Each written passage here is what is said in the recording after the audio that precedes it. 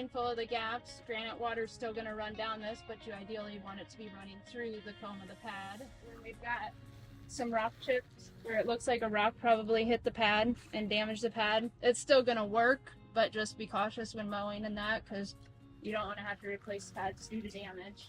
Periodically, it doesn't hurt to open up this ball valve. You can open the ball valve in the middle and open them up and just flush that spray bar out. That'll help to keep some of the debris down. So as you can see, this canister has a lot of buildup. That's going to affect the way that your pump is working. So you want to check these and keep these clean. Usually I just take a hose and spray it out. Build up on the bottom of the trough. As you can see, the water's getting dirty. It's good to flush these out once in a while and just try to get some of that to wash out.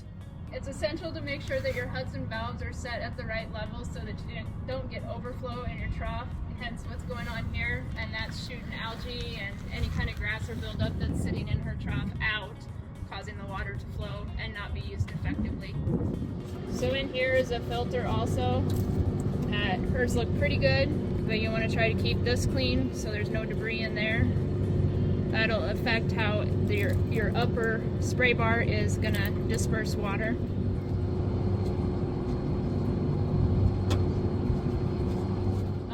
Can't prevent it, but rodents can do some pretty big damage to cool cell pads. As you can see, hers looks pretty good, but the weeds and that buildup, that's gonna affect stuff getting into your cool cell pads. It'll also kind of defer the airflow coming through the lower section of those if you don't keep these weeds